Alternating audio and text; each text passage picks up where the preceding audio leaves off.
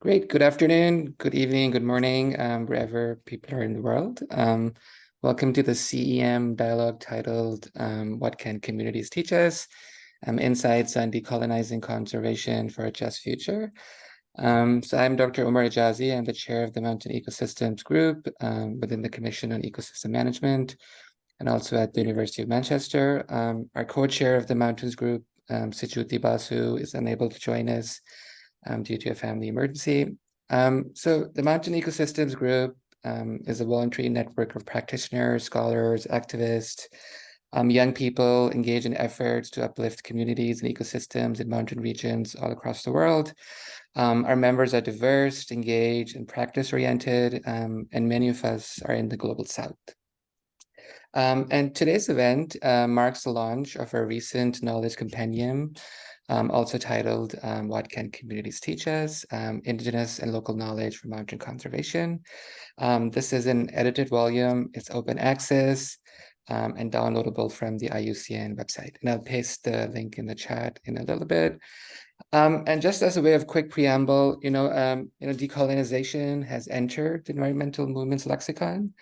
And for nature conservation, that means several things, such as, for example, the recognition that in some instances, poorly conceived or undemocratic conservation practices have led to the erasure of indigenous and local life worlds, and that indigenous and local communities are really at the forefront of conservation and are keepers of valuable ecological knowledge that conservation science can learn from and hopefully scale up. Similarly, scientific, indigenous and local knowledge are not in opposition, but complementary knowledge forms arrived at through perhaps separate adjudication processes, but as practitioners, as scholars, I think a stance of humility, respect, and openness is needed when working with locally situated environmental knowledge. And so, keeping all that in mind, the question that we are really concerned with is then that how can we work with and alongside indigenous and local communities in a shared quest to curb ecological degradation and biodiversity loss and engage in disaster risk reduction, depending on what we do. So in today's panel, we'll pursue these questions in light of the broader goal of decolonizing the environmental movement for a future that hopefully works for all of us. And our panelists will reflect on their learnings from the different contexts around the world. And you can also read about them in more detail in the book itself. So we're going to start off with the first panelist. Our first panelist is Dr. Jesus Moreno-Riba, who is a Spanish geographer and anthropologist, currently at the University of Salamanca. And Dr. Moreno-Riba holds not one, but two PhDs in geography and anthropology. And for more than 15 years, he has been working on research and development activities in Spain and Latin America. And his areas of interest include rural geography and anthropology, political ecology, amongst many other things. And today he's going to be taking us to Veracruz, Mexico. He will be speaking in Spanish, and Mariana will be providing translation support. So over to you, Jesus. Thank you very much. Mi nombre es Jesús Moreno Arriba, como ha presentado Homer, y bueno, pues le voy a presentar algunas de las notas y sobre todo en relación a las preguntas que se han formulado en este evento para tratarlas en relación a mi investigación en la Sierra de Santa Marta. ¿Comienzo? Yeah, so I'll just give a quick introduction. So my name is Jesus Moreno.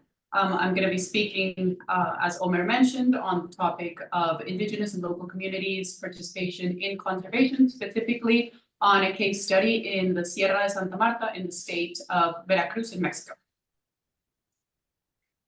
Comienzo presentando el área de estudio, la Sierra de Santa Marta, Veracruz, México, brevemente. En la Sierra de Santa Marta, uno de los dos macizos volcánicos que configuran la región de los Tuxtlas, en el sureste del estado mexicano de Veracruz, todavía hoy el 84% de su población se autoidentifica como indígena nahua o popoluca.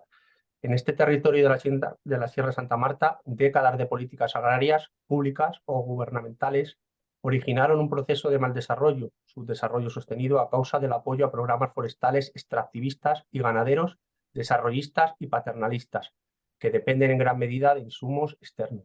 En consecuencia, la pobreza, la presión antrópica sobre los recursos naturales, la deforestación, la vulnerabilidad campesina y, en consecuencia, los procesos de migración de las poblaciones locales, tanto indígenas como mestizas, son fenómenos que se intensifican. Ello conduce a alertar sobre la urgencia de buscar alternativas, verdaderas alternativas al desarrollo hegemónico, que contribuyan a mejorar realmente la precaria realidad ecológica, demográfica, socioeconómica, sociocultural, etcétera, en estas comunidades campesinas indígenas mestizas. So in the mountains, so to give a context first of what the Sierra de Santa Marta is in Mexico, it's a mountain range located in the southeast of the state of Veracruz, in the region called Los Tuxtlas, where still 84% of the population identifies themselves as indigenous, either Nahua or Popoluca. So in the territory of Sierra de Santa Marta, there have been a number of agriculture policies, public policies, which have led to sub-development, or he uses the term mal desarrollo, which is sort of a bad or a negative development for the communities, because this has been based on programs of extractivist and cattle programs, which have been extractivist and which have led to negative impacts in the communities. So this has led to, in consequence, poverty, a demand, and an anthropogenic pressure on the natural resources, deforestation, vulnerability, hunger, and therefore the communities have been forced to leave their populations, to emigrate from their populations, as these phenomena keep intensifying. And this has led to an urgency to look for alternatives to these traditional and dominant systems, which actually contribute to improving the conditions of the communities in terms of ecology, demography, socio-ecologic conditions, and cultural conditions, which improve the lives of the indigenous and the farming communities of this region of Santa Marta. Sobre el marco teórico conceptual de mi investigación, se centró sobre todo en las alternativas al desarrollo y en referencia a la pregunta 4 que se planteaba, lo que más también me sorprendió mi trabajo de campo. Puedo decir que en las últimas décadas surgen un conjunto de posicionamientos críticos que cuestionan la capacidad del crecimiento económico para únicamente superar el subdesarrollo y los devastadores efectos producidos por el denominado a nivel global como mal desarrollo.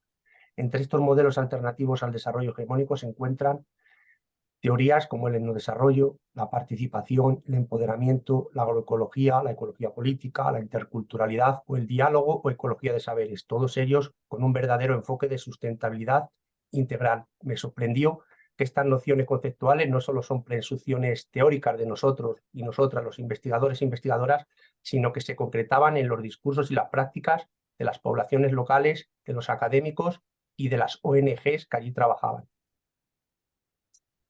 So during the last few decades, several new concepts and opposing this traditional way of development have come up, and they're starting to question the capacity of economic growth and different ways to overcome this subdevelopment and, again, this negative development, which he mentions as mal desarrollo, and the devastating effects that these have had in these communities, and not only in the Sierra de Santa Marta, but globally as well in other contexts for indigenous and local communities. So these alternative models to this traditional way of development include terms such as ethno-development, participation of local and indigenous communities, empowering of these communities, agroecology, political ecology, and processes of dialogues and exchange of knowledge, as well as intercultural processes between the communities, as well as between the scientists and the academics,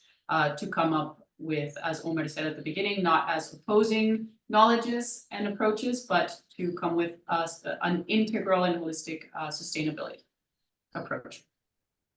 Thank you. En cuanto a la metodología de investigación, se centró sobre todo propositivamente de una forma transdisciplinar y decolonial.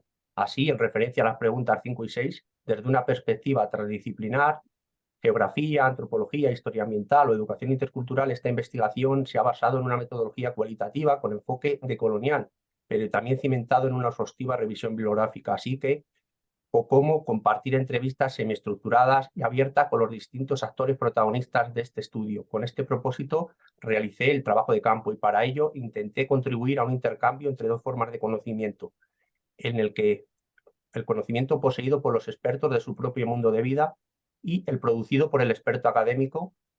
Y con esta práctica, pues ha resultado esencial mi doble perspectiva como geoantropólogo, geógrafo antropólogo y persona muy vinculada emocionalmente al mundo rural agrario por mi ascendencia familiar de humildes campesinos y pastores trashumantes de las montañas de Gredos, en España. Esta relativa cercanía sociocultural entre el investigador y las comunidades estudiadas explican un alto grado de reciprocidad y empatía experimentado con el campesinado local de la Sierra Santa Marta durante la fase de realización de mi trabajo de campo. So coming from this transdisciplinary approach that includes topics as matters as geography, anthropology, environmental history, education. So the research of Jesus has been based on a methodology that has a main focus of main decolonial focus. So it is well based on bibliographic revision, so on other academic sources, but as well as sharing this knowledge that he mentioned before with the communities in open dialogues, open conversations, where they also become the actors and the main, let's say, characters of this study. So this was his main focus in this specific project. So he's tried to include these both worlds, let's say, the academic background as well as a humane and personal approach, because as he mentions, his perspective as a geoanthropologist, and he mentions he's also a person who's emotionally connected to the rural world, because he has a close family descendants of farmers in his family and pastorers in the Sierras of Gredos in Spain. So it's also a very personal topic for him. And he also mentions that this social cultural closeness between the researcher and the communities, they also explain why there's been a great level of empathy in the people and the communities of the Sierra Santa Marta and his project during the development of the project in the field. Thank you. Intentando responder a la pregunta número 1 la que se centra este coloquio, decir que los resultados de mi investigación revelaron que los proyectos socioecológicos se manifestaban como una alternativa verdadera al desarrollismo. Desde los años 90, organizaciones no gubernamentales vinculadas al ambientalismo social mexicano desarrollan experiencias alternativas en la gestión de los recursos naturales locales. Se caracterizan estas prácticas socioecológicas por ser más participativas, colaborativas, cooperativas, interculturales, integrales y sustentables que las implementadas hasta entonces por las políticas públicas o gubernamentales. Su objetivo común es el de frenar la destrucción de la biodiversidad y sentar las bases para transitar hacia un modelo de desarrollo futuro, más justo y humano, y desde un enfoque con un triple impacto ecocultural, ambiental, económico y social. Estas iniciativas socioculturales, socionaturales en la Sierra Santa Marta, alternativas con enfoque agroecológico predominante, más allá del simple crecimiento económico, también contribuyen a reforestar el territorio, reducir la pobreza, la vulnerabilidad campesina y a generar también un desarrollo humano, mejorando el bienestar de las personas y el empoderamiento del campesinado con un marcado énfasis de género. Por tanto, desde un punto de vista descolonizador, decolonial, frente a los procesos de mal desarrollo, subdesarrollo sostenido que veíamos al principio, se evidencia que los proyectos socioecológicos no gubernamentales alternativos han logrado avances en cuestiones vitales desde un enfoque de sustentabilidad integral, ecológicos, humanos, demográficos, económicos, sociales o culturales. Thank you.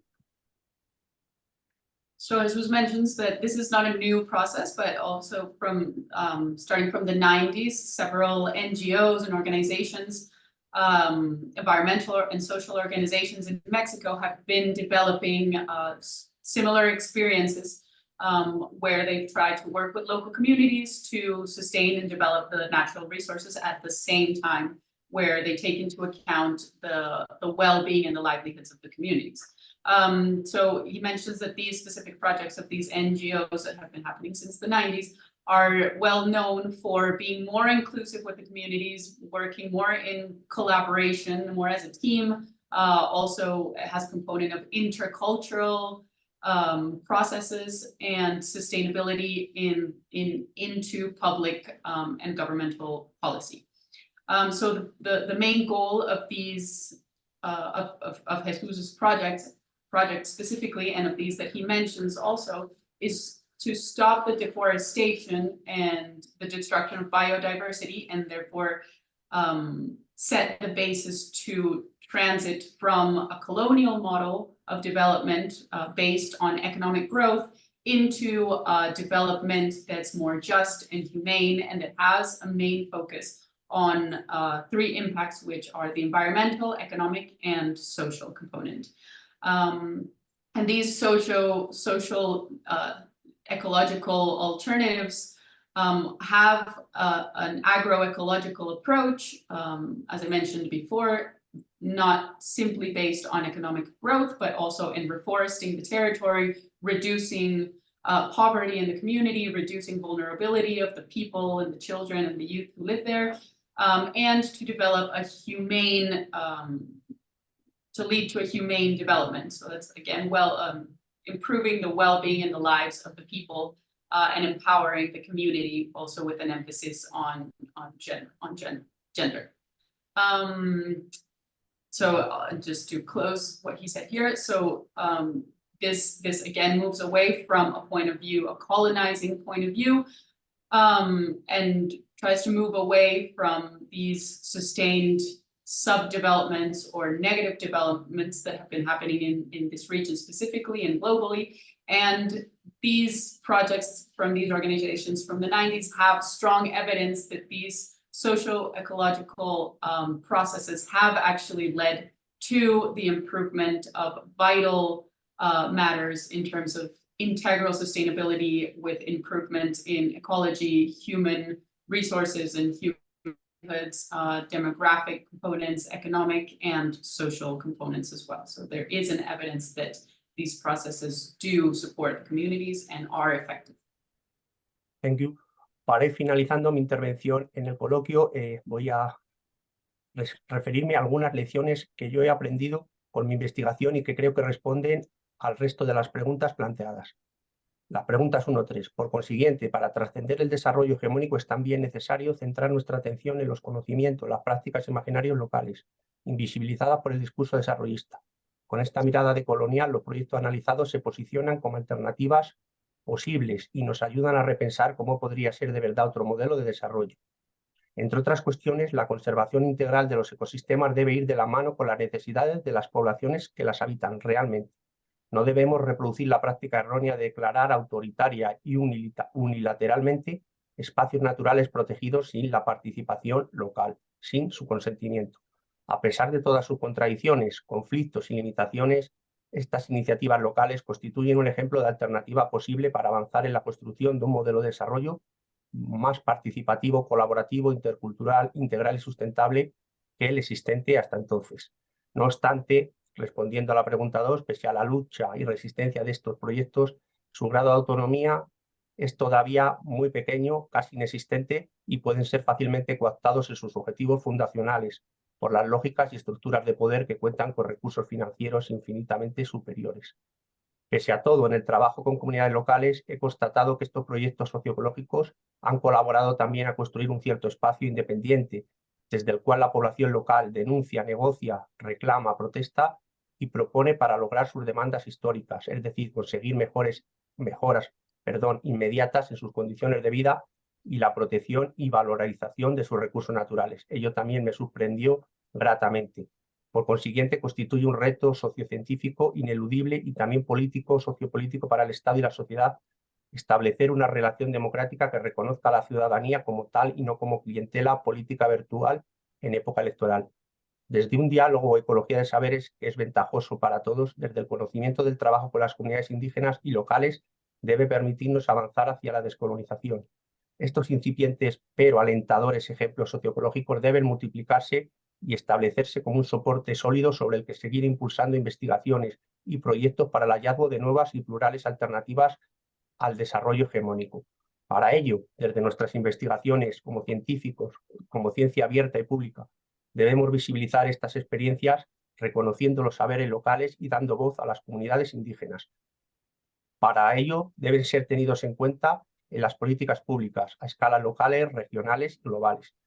Estas decisiones sociopolíticas deben contemplar participativamente objetivos diferentes, ecológicos, históricos, humanos, sociales, culturales, educativos, políticos, etcétera, que con demasiada frecuencia los tomadores de decisiones los conciben como antagónicos. Debemos hacer comprensible que la naturaleza es producto de su coevolución con las culturas que las han habitado, y quienes mejor entienden esto o parecen entenderlo son los pueblos indígenas. Por tanto, desde instituciones interculturales, como en América Latina son las universidades interculturales, todos los saberes locales se relacionan, interrelacionan en el currículo académico con contenidos propios de los conocimientos occidentales. Es decir, debemos tomar este ejemplo de diálogo ecología de saberes como eje fundamental de nuestras prácticas y procesos de enseñanza-aprendizaje occidental. Además, en estos espacios locales he constatado que no solo se incuban, sino que se experimentan y analizan nuevos imaginarios e ideas acerca de cómo volver a resamblar lo socio-natural. Para ello, esta investigación quisiera poder aportar su pequeño granito de maíz. Muchas gracias. Thank you. So this is the last part of his presentation. So these are his conclusions. And I'm going to summarize it a little bit. But basically, he says he highlights again the importance of centering, focusing on our attentions on first on questioning where these knowledge, this knowledge that we have so far and the way we've done things with a colonial focus, and the need to question those and to create a different view, to start questioning and to start creating new views on how we think on these different models of development. So he mentions that the integral conservation of ecosystems should necessarily be in collaboration with the needs of the populations who live in these territories, and that we should not continue to practice these authoritarian and unilateral decisions, but these decisions and these processes from the beginning should be with the participation of the local communities. Even though there is a small number of projects still, and there's still a lot of conflicts and limitations to develop these local initiatives, they are already becoming an example of alternatives to develop and to move forward in the construction of a new model of development, which is more, which includes more participation, is more collaborative, intercultural, integral, and sustainable. Another thing you mentioned.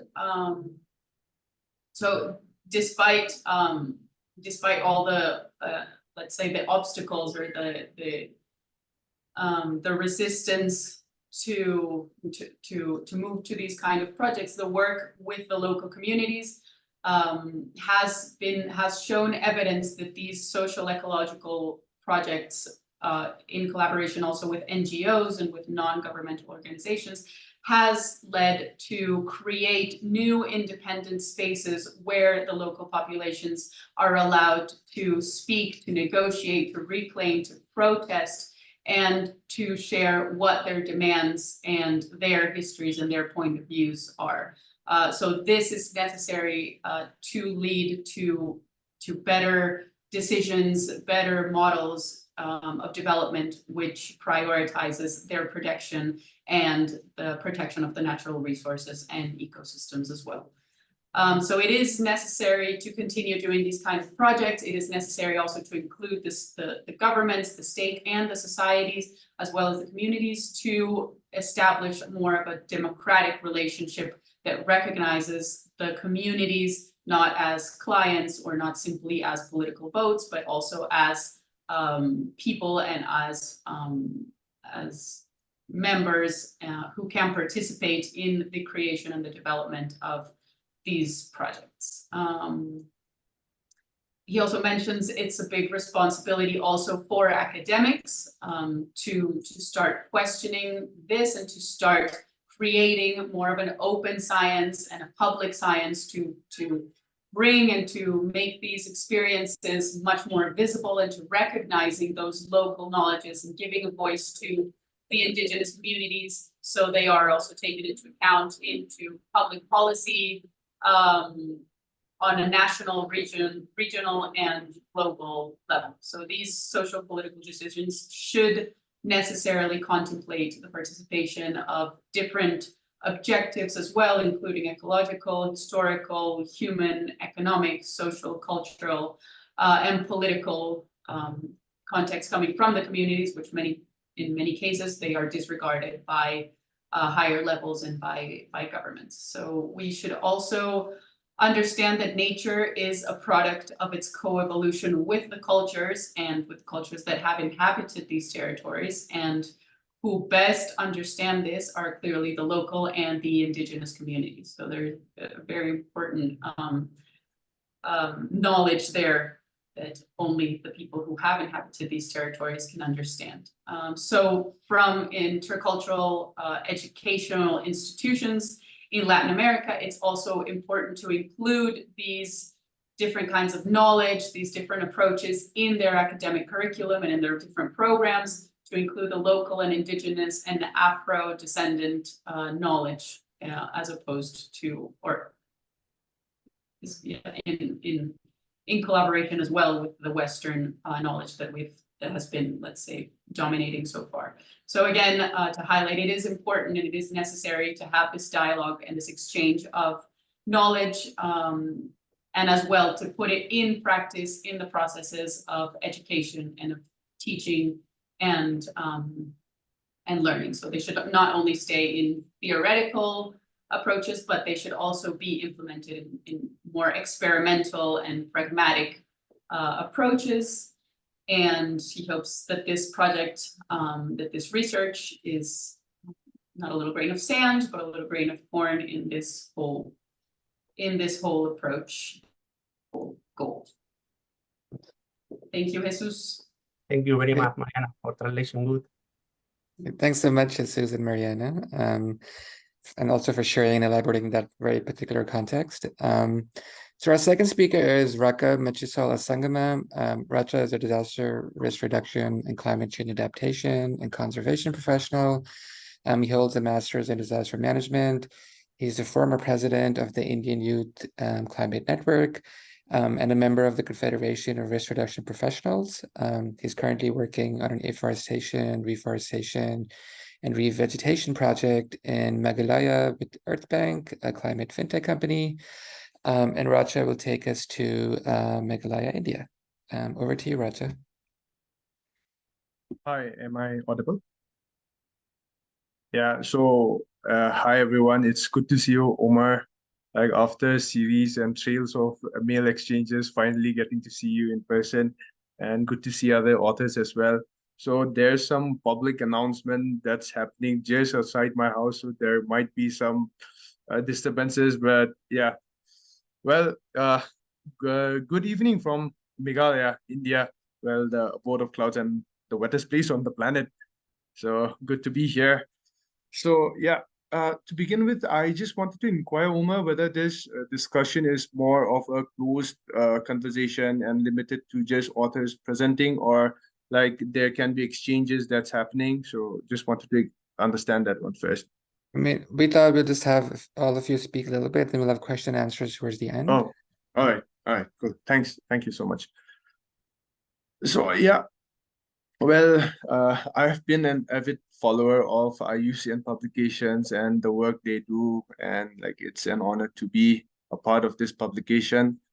I come from a place, well, it's considered a biodiversity hotspot. Some portions of my place is under screening process to be included in some cultural and natural heritages under IUCN only. But the stark reality of the ground reality is such that there's a lot of degradation and deforestation that's going on. The wildlife habitats are being fragmented and decimated. So it's a very concerning thing. And we are, as a state, trying to promote ourselves as a place with all the natural and cultural aspects intact. And we are trying to, pull in more ecotourism aspects into our state. But however, there's a lot of erosion that's going on culturally and naturally. And well, I have to thank my grandmother who used to sit around a fireplace and tell us stories about how they used to face disasters, the calamities they used to face, and how they used to, before the advent of science and technology and before like a proper structured disaster management in place, how did these communities, how did my grandmother's generation used to survive those days? So that was a question that I had in mind when I was doing my dissertation back when I was doing my master's, and this is the result, my paper. Uh, so I dug into it, and I realized that not just my grandmother, but people from her generation, or I would say, as per my data collection, people above the age of 50 and above, they hold such knowledge about disasters, about how they would observe nature and just kind of predict things. So this might be like a folklore, this might be just folk tales for some, but I just find it so intriguing that just by certain aspects of uh, the movement of insects, the wildlife behaviors, and observing certain plants and trees, these communities used to just predict, okay, it's going to rain, there will be a storm, there might be an earthquake.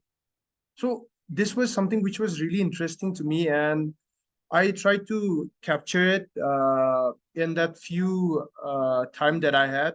I wish to continue further, and really this is a great opportunity for me and for IUCN as well, and all my co-authors here.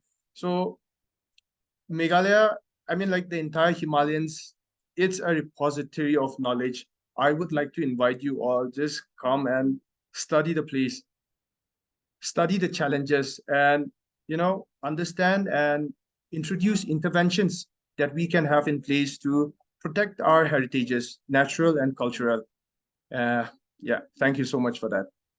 Great, thanks, Raka. Now we have our next speaker, that's Aditi Sharma. Aditi is an interdisciplinary researcher specializing in sociocultural ecology. Born and raised in the Himalayas, she focuses on questions of heritage in her research, and she has extensive work experience in the Himalayan states of Uttarakhand and Himachal Pradesh and Ladakh. And she holds a master's degree in ecology, environment, and sustainable development from the Tata Institute of Social Sciences in India. Also recipient of the Naropa Fellowship, focusing on Himalayan entrepreneurship. Currently, Aditi is working as a research and project consultant for sustainable livelihood development in Himachal Pradesh. And Aditi will take us to the Himalayas. Over to you, Aditi. Thank you so much. I think Raka has already done some bit of introduction of what I also strongly feel for. Just an update to what I am doing currently. I am right now a part of a climate school in a university based out of Gujarat. And very proudly, I have been holding the flag of, local and traditional knowledge in bringing solutions. So I'm a part of an engineering program where I am managing the academics, as well as I teach behavioral science in an engineering degree, which is very unique for the kind of curriculum we've been progressing with.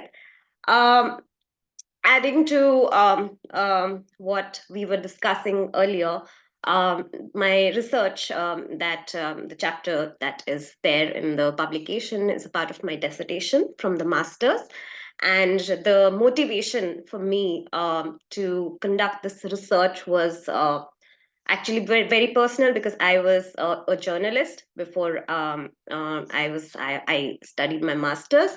And I was covering the story of Uttarakhand disaster that happened in 2013, and everybody was making analysis, and there was one line that stuck, which said that there was very less local level preparedness, and that question led me into thinking about communities, and my curiosity of visiting the place and figuring out and learning things, that what the actual situation is, some bit of journalistic curiosity, but also yeah, I mean, my affinity towards mountains and everything like. So the research basically, this chapter is a small part of the extensive research that was done. This chapter basically focuses on what the factors that influences the local knowledge or traditional knowledge base of the community. And experience, of course, it's an important determinant, but also culture, also religion, also the kind of setup, geography the people are placed in. So this case study particularly focused on a block in the Rudraprayag district. So Uttarakhand is a part of the Western Himalayan region. It's a state there. And the most affected block of the district in the disaster was Rudraprayag district. And just 1 second.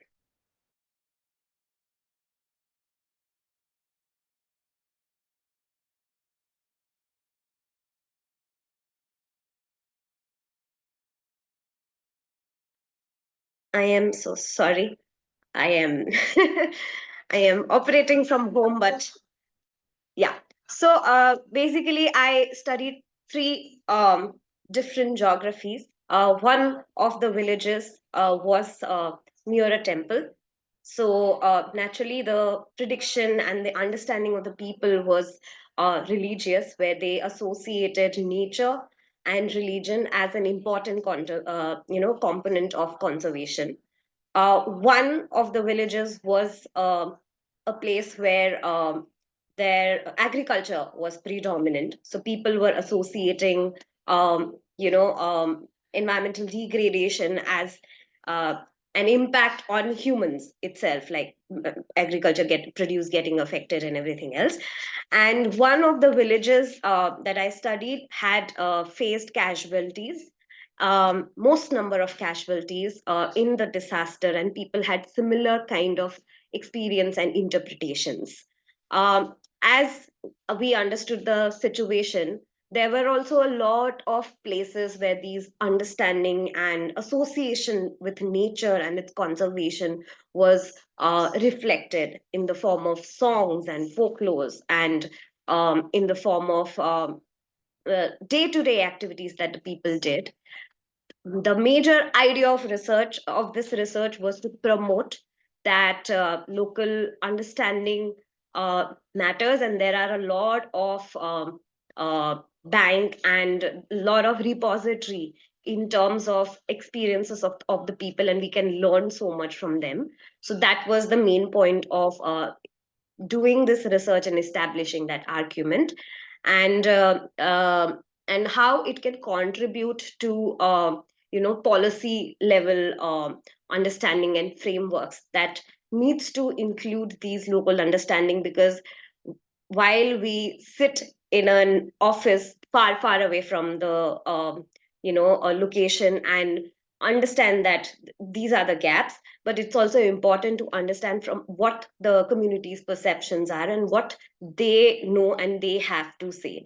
So that was the idea of this research, and I'm so glad. I mean, it's been a long time, so very happy to have this discussion and revisit the journey that I conducted, and I hope people read about it, and there are more takers and they would take forward this research. Thank you. Thank you, Aditi. So last but not least, we have 2 co-authors, Steen Hufjes from Wageningen University and Dr. Taswang Namgil from the Snow Leopard Conservancy India Trust. Steen completed his master's in forest and nature conservation, and his work in Ladakh was part of an internship at the Snow Leopard Conservancy India Trust. He's currently pursuing a PhD in ecology at the Northern Population and Ecosystems Group of the University of Toronto, working with red foxes in the Arctic tundra. Co-author Dr. Teswing Namgyal heads the Snow Leopard Conservancy India Trust. He has a PhD in wildlife ecology with special interest in large mammals and high altitude ecology. And Dr. Namgyal has carried out pioneering ecological works in the Indian Trans-Himalayan region, working on the birds and mammals of Ladakh. And apart from conducting research, he helps local communities conserve the snow leopard and its prey species. And both authors will take us to Ladakh. Over to you. All right, thank you so much, Omar, and thank you, everyone, all the co-authors, I think, and congratulations. It's a very timely publication. I think all of us know that we are really, truly living in the truly dystopic times, you know, where exploitative economies and politics is actually destroying nature everywhere. And it's very heartening to see also a tapestry of ideas and perspectives transcending national borders and bringing people together. And it's really timely that that we are coming to talk about these things. We have very limited time, I understand. So what I'll do is that I'll just give a brief context to the study, and then Stein can elaborate the study, what exactly he did and what came out of the study. So the Snow Leopard Conservancy India Trust is one of the organizations in India which understood early on that without taking the local communities on board, you basically cannot conserve natural areas and natural resources. And way back in the year 2000, it pioneered the Himalayan homestay, the homestay concept in the entire Himalayas. And that's the homestay concept actually first was started by this organization. It is now being emulated everywhere across the Himalayas and in all the snow leopard range countries. So basically, this program was started to conserve the snow leopard. And so it's been a very successful conservation model. So I won't talk about that. So what I'll do is that basically, the local communities really have a very important role to play in this whole conservation program that we are talking about here in Ladakh. So how it started, the whole program was that the snow leopard is quite a threat to the livestock and people's livelihoods in remote parts of Ladakh. The snow leopard got inside livestock pens and killed a lot of sheep and goats. And it was very difficult for people to really cope with that sort of depredation. And so the Snow Leopard Conservancy then worked with the local communities to make the situation better, helping them securing their livestock from the snow leopard. And so basically, it just removed that wall between the snow leopard and the people. The people really wanted the snow leopards as away from them as possible. And so that situation slowly kind of changed over a span of some 15 to 20 years. And people really looked at the snow leopard as a threat to their livelihood. So we managed to turn the tables over a period of 15 years, and today the snow leopard is worth more alive than dead. The people killed the snow leopard when it got inside livestock pens. So the whole program actually revolves around the snow leopard. So let me just bring in the community angle a bit here. There are a lot of these today's purlins, conservation purlins, we call them the community conserved areas, and we have a lot of those areas, undeclared community conservation areas, where people really put a lot of effort of putting the system together to ensure the ecological integrity of these regions. And so they have been doing it for centuries without anybody really recognizing and and kind of really rewarding for them for that. Instead, a lot of these developmental projects came over and started actually vilifying these communities and really kind of ignoring them, so that is a major folly, and that is something that we have been trying to nurture here. Basically, when we talk about these community conserved areas, then different community conserved areas have different values, like, be it from the spiritual and cultural standpoint, or the ecology and economy. And so there are a lot of areas that people are conserving because of the spiritual and the cultural values. And we are trying to put in this ecological and economic perspective in there. So basically blending the modern scientific knowledge and the traditional knowledge. So that can really make it very strong. Like when we bring in the ecological perspectives, for example, we tell them that if they have a healthy population of snow leopard, then they will keep all the mountain sheep and goat populations under control, and that will lead to regeneration of plants, and that will lead to better, watershed management and retaining of water in the valleys and on the mountain slopes. And we are getting a lot of rain these days, so there are a lot of floods. So basically, having a good, healthy population of snow leopard can prevent flooding, and that is something that that the modern science is kind of really bringing to the fore, and that is something that we are telling that to the local communities, and which can then further resolve their strengthen their resolve to really protect these areas more, because they already have the spiritual belief and the cultural value. And on top of that, if there are ecological value and the ecological significance of also conserving these and protecting these areas, then I think the effort is doubled up, from both sides, from both conservation side and the community side. So I think I don't have much time. What I would really like to focus here is that today we need to think about our youth, the kind of education that they are exposed to. And you would be very surprised that until very recently, all the children in Ladakhi schools would refer to any of these mountain sheep and goats that Stein studied as deer, because that's what they read and learn and understand through the textbooks. And these textbooks are often prepared by people sitting in big cities like Mumbai, Delhi, and Chennai and all, who have no understanding whatsoever of the local flora and fauna. And so that is lies the problem, like, of all these problems. So we really need to kind of improve our education system, making it more place-based, so that the children get to learn about their local surroundings before they learn about all the animals that live thousands and thousands of kilometers away. That simply does not make sense. So that is something that we also have been trying to kind of inculcate in youth and children, the importance of the local biodiversity.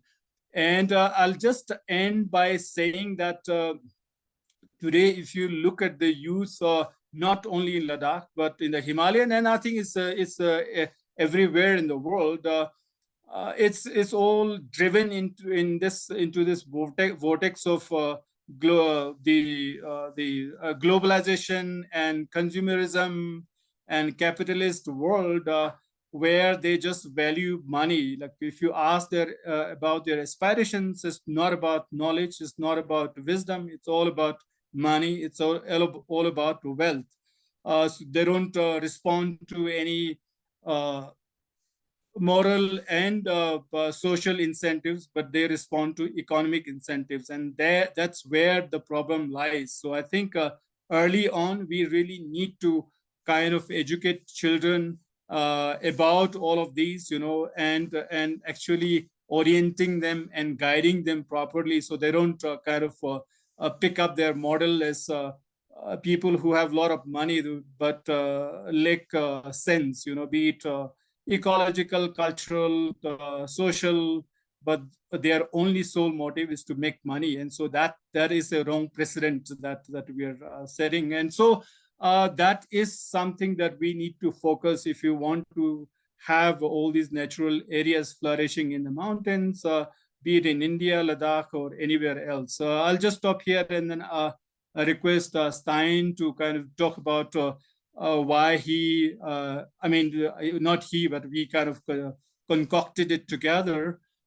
Basically, a lot of developmental projects in Ladakh is pretty vast. Sorry, I don't have a lot of time to give an introduction, but it's about 60 to 65,000 square kilometers, and we cannot go everywhere actually surveying these animals. So the kind of methodology that Stein developed with consultation with all of us is really makes sense for a place like Ladakh. So Stein, please go ahead. Hi, thank you, Tevang, for this nice setting of the scene. Can you hear me, by the way, just to check? Yeah, great. Okay, Yeah. nice. So yeah, as Tevang mentioned, I was lucky to go to Ladakh and do my internship at the Snow Leopard Conservancy.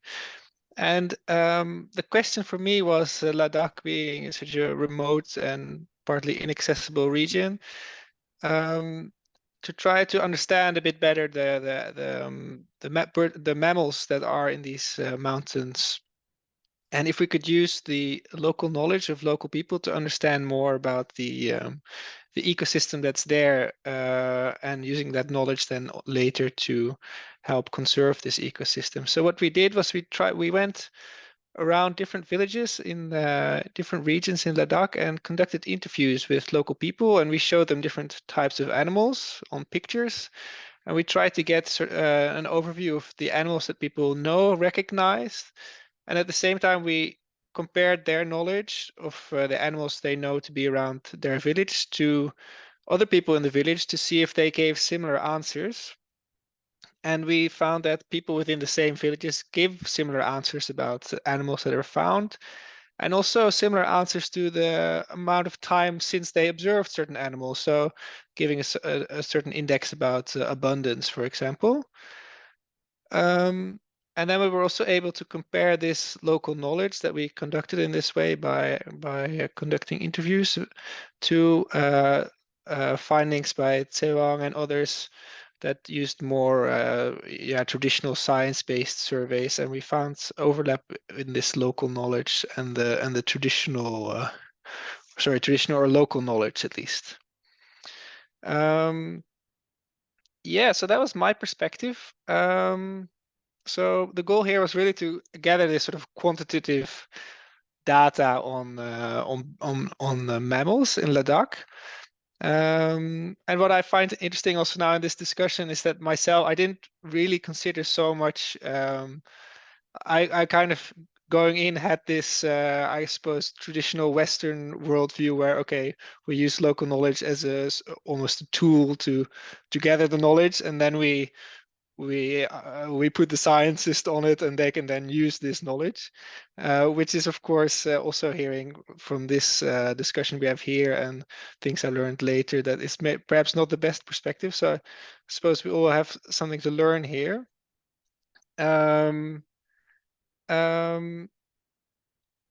Yeah, so part of this discussion I think was also about challenges between incorporating this local knowledge and the scientific knowledge. And that for me, for me as almost an outsider coming into Ladakh, I think I experienced some of those challenges. And to give a funny anecdote, when we went around villages, sometimes it's difficult I had my ideas about how to get quantitative data about different animals, and sometimes the translator that we had with us, he said, hey, actually that question you asked there, that doesn't make any sense because the people here, they have a much different way of thinking and they don't know how far they travel or certain questions. And then it was great to have this translator with us and also Tsewang and other people at the Snow Leopard Conservancy to understand together how to actually from different worldviews and create this bridge on how we can understand each other better in collecting this data. And one one thing also maybe to illustrate this is people often told us a lot of stories, and then I think a lot of this knowledge is based on stories. And sometimes you hear the craziest stories. One time we interviewed people and asked them about, for example, the occurrence of a stoat and weasel in Ladakh. And then one old man, he said, yeah, I have seen the stoat, and what the stoat does, like he goes to the top of the mountain and then he has feathers underneath his armpits, and then he's able to fly off the mountain. And then we sort of dismiss this as a really strange story. And then the funny thing was, a couple of months later, when I was back in the Netherlands, a friend who was with me during this interview, she sent me an article where there was a flying squirrel had been discovered in some region in the Himalayas, and I don't know if this was necessarily the animal that this man saw, but it made me think back to sort of, yeah, the way how you somehow can dismiss local knowledge because you have a different perspective, or maybe because people think in a different way, think maybe more in stories or metaphors that we yeah, so just to, yeah, that was my perspective on these different worldviews and how we can try to overcome and better understand from between the scientific and the local knowledge part. Yeah. Thank you. Great, thanks very much. I think it shows to all of us that we have a lot to learn from across different perspectives, different contexts, different communities, different knowledge systems. So we're done with our presentations. We have a few minutes for questions and answers. If anybody in the audience or even the speakers themselves have any questions, we could take them now. Does anyone have any questions?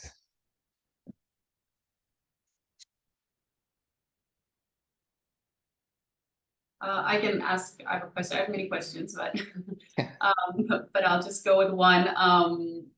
First of all, I want to say thank you to all of the speakers, to Omer. For me personally, this is also a very personal topic. I've also worked with local indigenous communities for many years, and I've learned a lot from them even before this was kind of a conversation and people were kind of opening to listening to them. So I've also had like my world blown, my mind blown from everything I've learned from them. And I was wondering on this last this last bit that's Stin mentioned, because what several touched on was that not only the ecological importance and the views of indigenous and local communities on the preservation of the environment, but also the value and the beauty of these different views of the world, no, and spiritual views and cultural views and these kind of stories that sometimes we dismiss, as you said,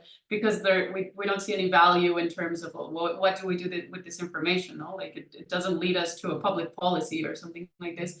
And I was wondering how you see this, like how you see this, how in terms of value, or how you think we can use or we can take advantage kind of these other views, these other understandings of the world, and how that can, you know, somehow also contribute, maybe not in terms of, I don't know, academic approaches or methodologies, but also into integrating this into our lives, because I think this conversation goes much beyond just a conservation level, but also in valuing other stories, other narratives, other ways of understanding the world. So I'm curious how you see that and how that can be used as well, because I think that's very valuable as well. Yeah, so anyone wants to respond?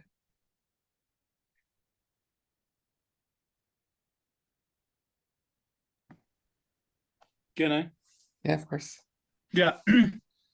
So I think, yeah, thank you so much for the question. It's very interesting. I think if we don't have all these different worldviews, the world would be very boring. You know, like if all of us just think the same way, eat the same food, live in the same houses, and wear the same things. I mean, how boring that would be, actually.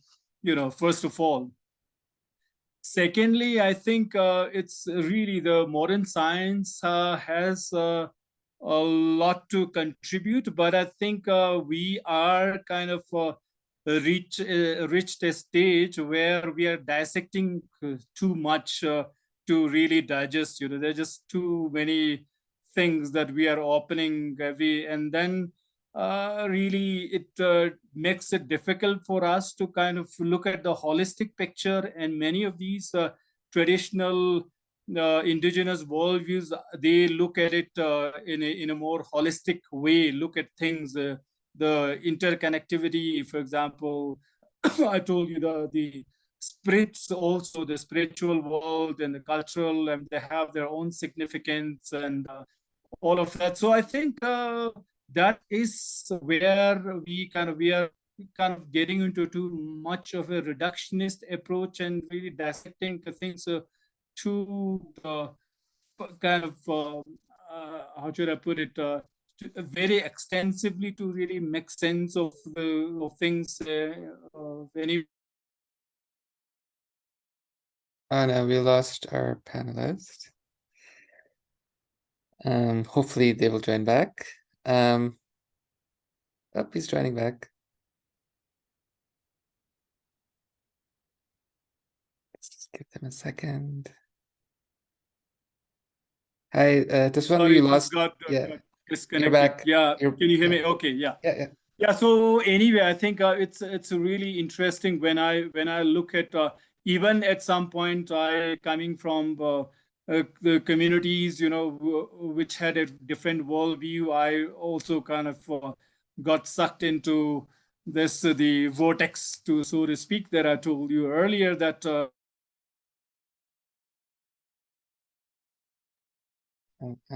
You're muted.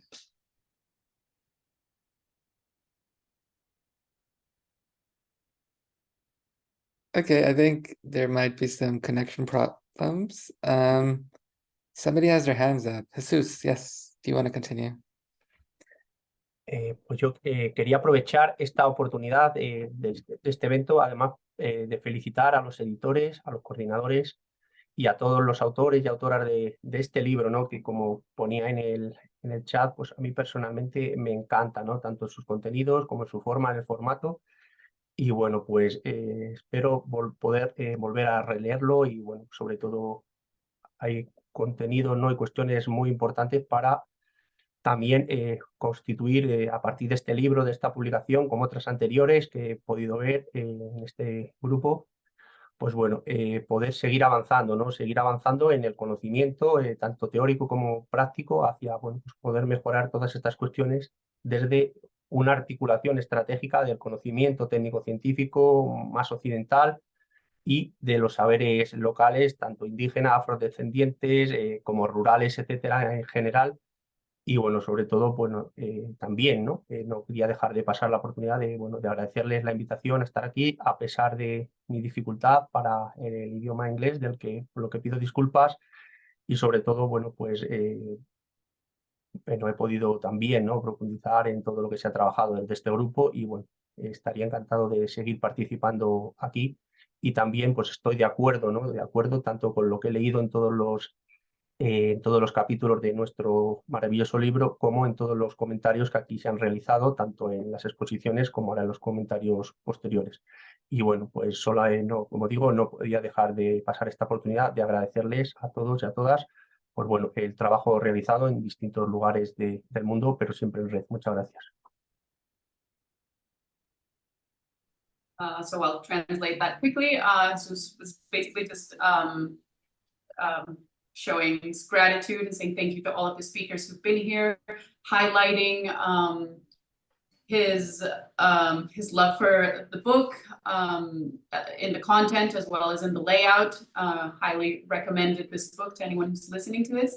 And just agreeing again with everything that's being said and highlighting again the importance of continuing and highlighting this is just a first step of much more work that has to be developed, that has to be implemented pragmatically as well. And again, the necessity of the need to include and to collaborate again with the technical and academic approach, as well as the local knowledge and understanding of these incredibly valuable communities. Great, thank you. Taswang, did you want to finish your thought? Yeah, so sorry, there's some problem with the connection. All right, so I just wanted to conclude by saying that we think too much and feel too little, and we see too much and observe very little, and there's too much, a lot of knowledge, but very little wisdom. Actually, that's something that I just wanted to end that thought with. Great, thank you. Raka or Aditi or Stein, do you want to add something? Well, yeah, I mean, there's a lot of heads here, and I just want to bring all of them. We all are from elsewhere, but we are working towards the same goal, either looking into the cultural aspects or the natural aspects. But yeah, if we can come together again, work on more research aspects, and also not just on the research purpose, but try to pull in more investment towards the work, towards the conservation efforts of cultural and natural heritages, I think that would be great. Yeah, if we all coming together, if this does not end here today and this continues and it leads to another group or effort, if that can be maintained, Omarji, I request you, if you can make that happen, that would be something which would be awesome. Yeah, Thank you. you. Thanks. I hope we all can continue working together, and hope this serves as a point of connection for everyone. But we can continue thinking about more practical ways also. Aditi and Stein, did you want to add anything? Inshallah. No, I think it was great knowing everybody's perception, and great to know that there are so many like-minded people around us. I think traditional knowledge and indigenous knowledge, and also the importance of the community's perceptions and everything is kind of decreases our own effort, because the knowledge is already there. We just have to note it down. We don't have to find it. So I think, and then these are all important knowledge systems. All of us somehow are going back to the same era, through concepts like circular economy. We've been seeing I have been seeing my grandmother practice sustainable lifestyle that we are now promoting everywhere. So right from using scratch clothes, converting into a cloth bag, to everything else. So I think it's just there. We have to make the smallest effort of conserving that knowledge and also implementing them. And there will be I think it has great scope, because that's how we're going to protect the landscapes that we talk about, and also the people. Great, thank you. Stein, did you want to add something, or you're good? Yeah, thanks. I think a lot has been said, and I just want to thank you all for sharing your interesting perspectives, and it's an honor to be a part of this conversation. Okay. So we do have one question in the chat, and the question is, in your interventions, participation of local communities has been highlighted as paramount for conservation. Nonetheless, critical scholars on community-based natural resource management argue that participation often tends to be tokenized, maybe just as a checkbox or a tick box. So what is your take on this perspective? And as researchers, how do you avoid falling into the trap of tokenized participation of local communities to research? Excellent question. If anyone wants to tackle that one. Like, how do you prevent the tokenization of participation, and also just the featuring of indigenous and local knowledge? Raka. Yeah, well, yeah, that was one thing that I faced during my research, and I continue to face it till date when I'm going to the local communities to work for my past projects, my current project as well. So the one thing that they say is that a lot of researchers, a lot of companies, a lot of international organizations, a lot of government schemes and government interventions have come forward, have involved us, have consulted us, have taken our interviews, and hours of interviews, several interviews, but we never see any result from that. Nothing comes back to us. We don't know what's the result of it. So that has been like a challenge and a gap that we need to bridge as researchers and people working in projects, result-based projects. So we need to ensure that whatever we are involving the communities for during the initial phases of the planning, when we are taking the baseline of socioeconomic or biodiversity surveys, so the report always needs to go back to them, and like the follow-ups, what's the use of those reports? They need to be communicated well. So I mean, like, you might all agree, we will take our interviews, we will create reports, we will submit it, and done and dusted. Nothing goes back to the community. That has to be avoided. Whether you agree or not. Yeah, thank you. I think all of us would agree to that one. Anyone else who wants to jump in to respond to that question about the tokenization of participation or local knowledges even? Yeah. I don't know if I understood the question correctly, Omar, because today my internet connection is pretty weak, so it's kind of kept So the keep dropping. question, sorry, can you hear me? Sorry, the question was really from an attendee that there's a huge portion of participation, but often participation is very tokenistic. You don't actually integrate people's perspectives into your work. So how can we avoid that in our work? Yeah. Right. So absolutely, that's a very good question, and that's something that many of us have been feeling, because we talk about local participation. Oftentimes it's romanticized also, and I think it's better that we really come to terms with reality. And I think the greatest danger today I see is that today till now it was mostly politicians and these smart economy.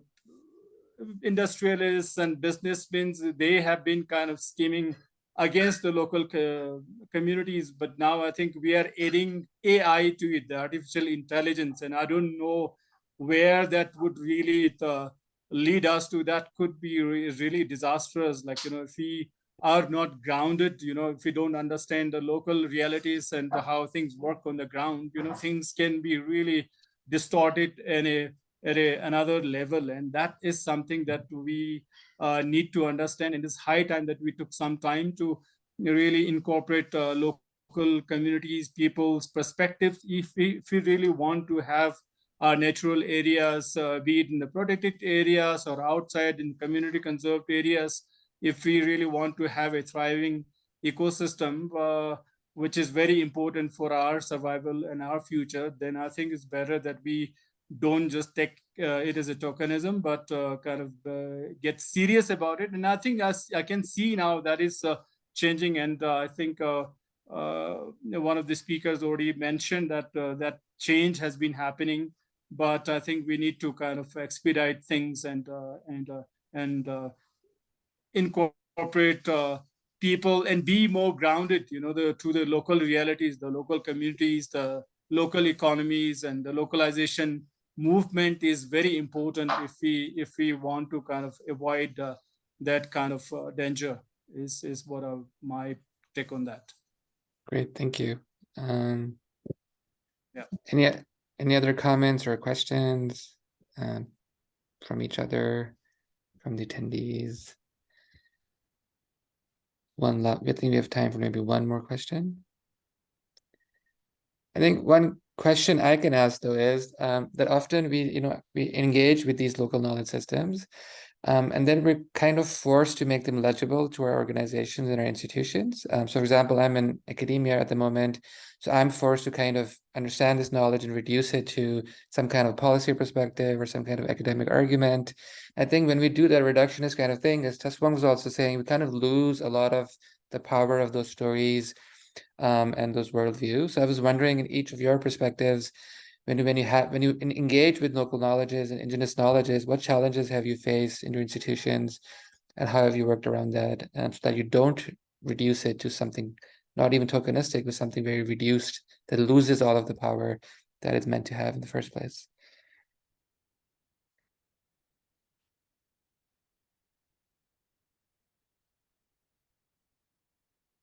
Yeah, maybe I can share a little perspective on that, because I guess that's part of what I did also. When we collected the local knowledge, we tried to make it quantitative and make it useful for comparing relative abundances of different mammals. Yeah, so I suppose also maybe it depends if the end user is going to be if the end user has a different worldview from the knowledge holder, maybe that's part of where the problem comes from. So I suppose perhaps part of the answer could lie in letting the end user also be the local community and take the leadership in there, so that you don't have to translate between these different worldviews and thereby lose some of that holistic part. Yeah, thanks. How to do that, I'm not completely sure, though. Maybe someone has an idea. Anyone has anything to add before we break off? Yeah, one Raka, another yeah. challenge, yeah, Omar. So, I mean, yeah, regarding the what you just brought up. So, when we are going to the communities, when we are collecting their knowledge through interviews, through series of focus group discussions. So what happens is that once we're analyzing those data, what happens is that you're trying to verify whether these are just pure assumptions, whether, I mean, like, our scientific mind kicks in and we try to, you know, validate and verify based on certain scientific studies that are already there. But if there aren't any, and in my case, the local knowledge on disaster management and like reading biodiversity has never been captured before, never been documented. It's just been folk tales and just stories. But when I did that, and when I was trying to verify it, whether these hold true, so that was something which was very difficult, and I had to go through a lot of scientific papers. Some things, yeah. So the guilty conscience is coming. So some knowledge that they had shared, I could not include it because it was way above how I would imagine things, and how, I mean, like, no scientific paper had covered it as of yet. So that was something which, I mean, I feel guilty. I took knowledge from them, but I did not include it in my study because no other study has supported it. So that was something which struck me. I don't know if others found similar challenges as well. Anybody wants to add some final comments? Yeah, this one. Yeah, so my understanding of that is, we are getting a lot of information, collecting data and all, and as you said, we just reduce it to some policy and all. And I think the one thing that all of us need to understand is, like, no matter what policies, what acts, what legislations you formulate, if it does not strike a chord with the local communities, it's really just not going to work, So I think we are just wasting our time. I mean, I'm just talking about the policy perspective, but similarly also scientific perspective. For example, there have been a lot of complaints all across the world that scientists from fancy universities come and do fancy research and publish in some fancy journals. And what are the local communities getting out of that? Nothing. Basically, they're just basically polluting the environment and spoiling the landscape, and in the name of research. But basically, how the community is benefiting. So that is something that we should really keep. The community is the pivot here. Like, we should everything should revolve around the community. So how do we create vibrant villages, vibrant communities everywhere? And I think the only thing that we can really assist that is by bringing in some of the technologies, some of the scientific knowledge to complement the traditional knowledge and not to supplant the traditional knowledge and traditional systems. Is something that all of us need to keep in mind, is what I would like to kind of put on the table. Great, thank you. And as we finish, I think, what Raka also said, I think maybe our scientific analytical lens are not so sophisticated as we think they are, because it seems like we haven't caught up with ways to kind of fully appreciate local knowledges and indigenous knowledges, not the other way around. So I think the deficiency lies in us, in our analytical lenses and the tools that we have at our disposal that prevent us from fully engaging with the full scope of local knowledges and indigenous knowledges. I think that's something we should also probably keep in mind as we continue our work, hopefully in these directions. With that, I think our time is over. Mariana, am I correct to assume that? Yeah, so thanks everyone so much for your perspectives and for your chapters and for collaborating with us over the last 2 or 3 years. It's been a long ride, but hopefully a meaningful ride. I hope people benefit from our publication, and congratulations to all the authors for actually seeing it through. All right, take care, Thank you everyone. so much. Thank you so Look much, forward to Omar. further Thank you so much, collaborations. IUCN. Yes, It's been a great ride. yes. Bye. Thank you.